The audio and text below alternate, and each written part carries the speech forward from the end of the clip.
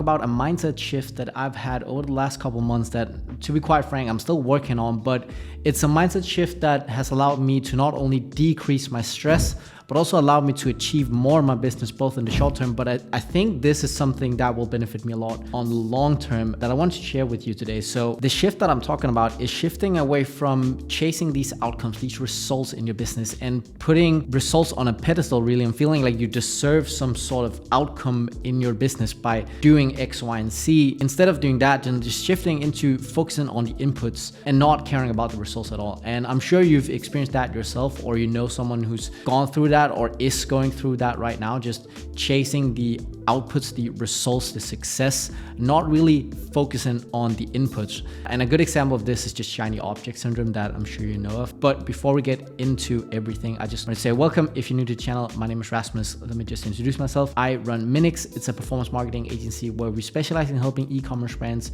scale through UGC and paid ads. So if you're an e-commerce brand looking for an agency that not only knows what they're doing, but also are willing to put their own money on the line, then hit me up on LinkedIn, Instagram, email, doesn't matter. Click the link below and you'll find all my socials. If you're not, then I hope you enjoyed this video and I hope you find some real value from it. So I want to start with the story. It's a story with a friend of mine. It's a conversation we had a few weeks or months ago where we were talking about his content output, because that's really what he should be focusing on in his business right now. Also what I'm focusing on right now in my business, and sort of what he wanted to transition to. And we've talked about it a couple times, like, hey, he needs to post more content, he needs to be more consistent. And you know, we always had excuses like, oh, I'm doing busy work right now, managing employees and stuff. Not any like valid excuses, but so we keep talking about it and like why he's actually not posting content. And then, you know, we kind of squash that. And after we kind of round that off, he then says, okay, Rasmus, I actually really appreciate, you know, the conversation. It was some good points. I think I'm going to do a 3-month sprint. I really want to do like a 3-month sprint on YouTube, just posting a whole lot and getting to 10K subs in 3 months. And I kind of had to stop him there and ask him, like, why is that important? Why is the 10,000 subscribers important? And especially, why is the timeline important? Because if you got to 10,000 subscribers in a year, would you say no to that? You're like, no, not really.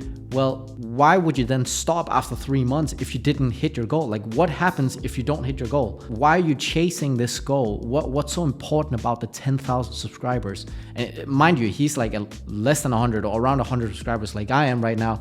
And so I tell him, like, it has nothing to do about like the timeline and the results, because we live in an attention economy right now. And so the best thing you can do for yourself over an extended period of time, at least for the next 10, 20 years probably, we'll be living in an attention economy where if you have a lot of eyeballs on you, on your personal brand or on your business, then no matter what you do after you potentially shut down your business, or if that fails or whatever, no matter what you do after that, you can guarantee success for yourself just by having a large following. So I had to tell him, like, it has nothing to do with the output. You can't get caught up in that, because there's people posting on YouTube right now that has been posting for years and years and years and just never gotten anywhere. Like, how many rags to riches stories haven't you heard? Like, where people just keep doing the same thing over and over and over every day and they just never see success.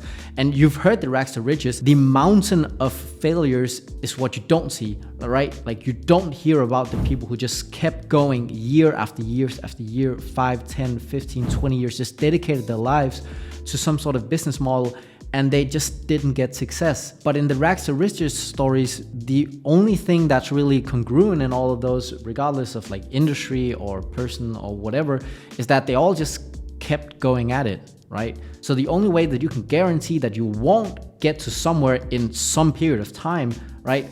And the reason why I'm saying some period of time is because the timeline doesn't matter. If you could get 1 million subscribers in 30 years and you would guarantee that, then wouldn't you do it? Wouldn't you be posting 1, 2, 3 times a week on YouTube or on Instagram or whatever? Of course you would, but it's because you don't know it. The only thing that's guaranteed is that you're guaranteed to fail if you don't do anything. And so we kind of talked a little bit back and forth on this, and I think he kind of understood it at the end. Like, it's the same reason I made myself a promise as well, that I would post 500 YouTube videos and then I would evaluate after that period of time, how do I feel about YouTube? I'm gonna post 500 videos and then I want to be at 10,000 subscribers, because that Like, it doesn't matter to me. As long as I can enjoy making YouTube videos, that's the most important thing for me. Because if you can just produce content and you can realize that just producing content, regardless of how good or bad it is, over a long enough time horizon, if you do it enough, you will become good at some point. Like, it's inevitable. You'll probably become pretty good if you produce 2,000 YouTube videos, don't you think? So being obsessed with the inputs instead of the outputs is a massive mindset shift you need to make. Because if you can completely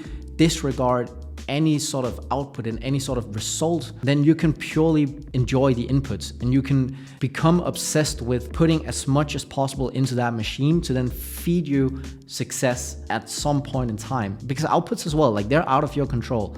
And that's something you need to realize. Like, there's so many people out there trying to get success and they just don't get it. Even though they might be doing the same amount of outreach volume. Let's say it's a person who's trying to start an agency. They might be doing more outreach volume than we are in our agency, but they are not getting the same success. And a lot of people get discouraged by that. I talk to a lot of like new agency owners that are like trying to, get their first client or whatever. And they're like, oh yeah, but I don't want to work for free. I want to get these results. I want to sign all these clients. It's like, well, what are you doing about it?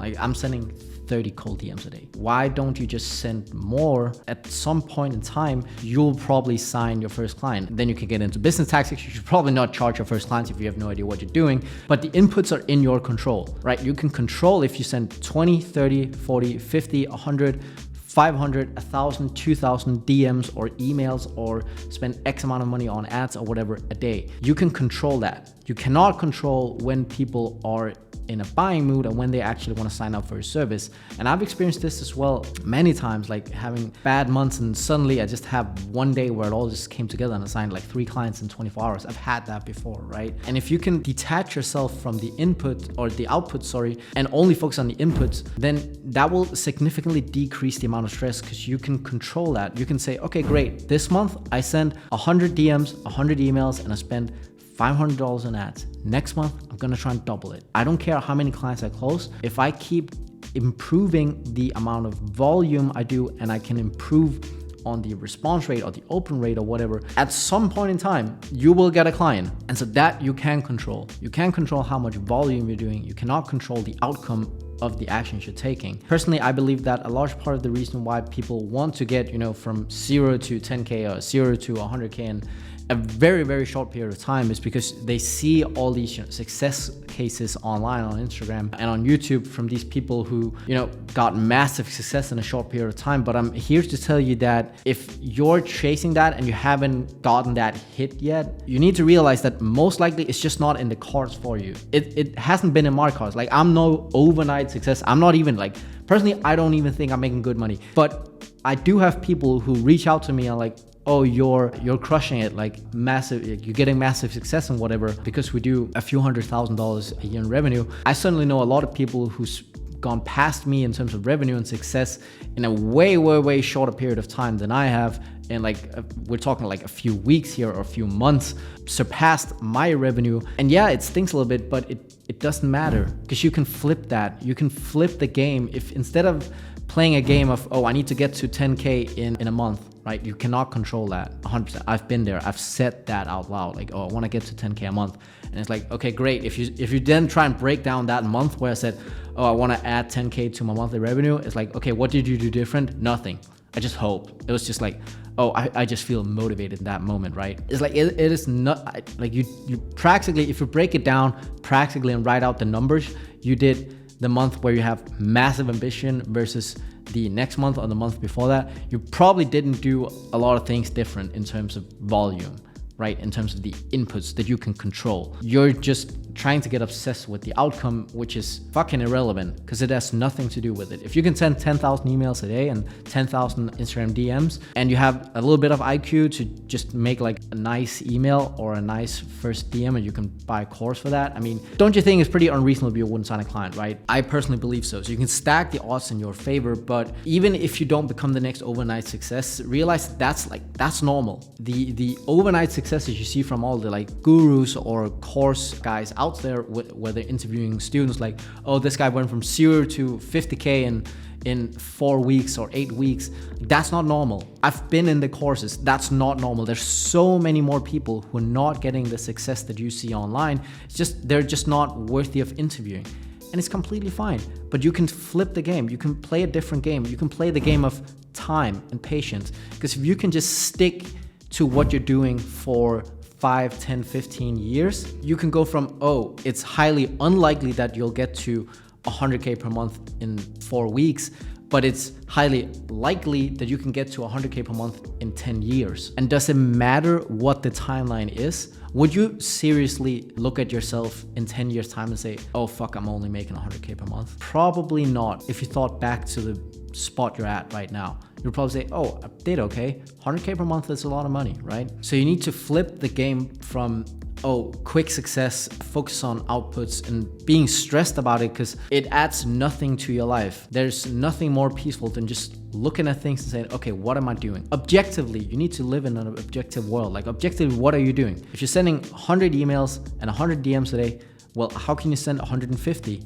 emails and 150 DMs? And next month, how can you send 200 or 300, right? And you can increase the outputs so it'll become more likely for you to achieve success over a long enough timeline. Remember, the timeline can vastly change. Like you might have a friend that gets massive success in their first month of doing the outreach, but maybe in 6 months time, you have a massive breakthrough and you just sign a shit ton of clients all at once. Trust me, it happened. I think it was March last year when it wasn't looking too hot for us in terms of revenue. I was like, okay, this is gonna be a slow month. And then suddenly, like seriously out of nowhere, just had 3 audit calls. We did 3 audits and all those 3 clients ended up signing on in less than 24 hours, all 3. It completely changed our March month. So like it's definitely possible, but if you don't have the patience, if you can't stick it out and just do the inputs necessary to actually get you to that spot, then you'll never get there. If you're like, oh, I need to get to 10,000 YouTube subscribers in 3 months, or I need to making 10K in 3 months. Well, what if that doesn't happen? And what's your plan? Because besides just never starting, the second easiest option to never get success and to achieve nothing in life is just by doing a bunch of random shit and starting fresh all the time. You need to let it compound. You need to let the chips stack in your favor, and you can't do that in 3 months time. You can maybe do that in 12 months, 6 months, or 2 years. But does it matter? No, it doesn't really matter. You can get success if you just keep doing things over a long enough timeline and just be stressed about the inputs.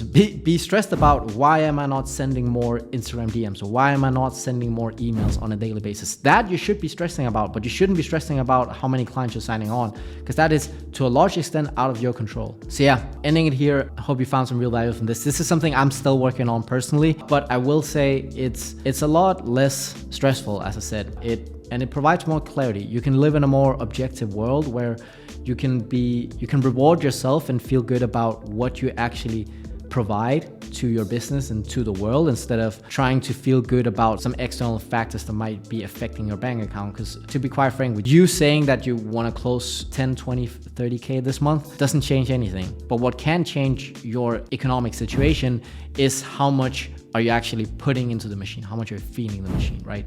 So yeah, hope you found some real value in this. If you have any questions, feel free to leave them down below. I'll be happy to answer. And if you enjoyed this video, make sure to give it a like and subscribe to the channel. That would help me out tremendously. And yeah, I'll see you in the next one. Bye.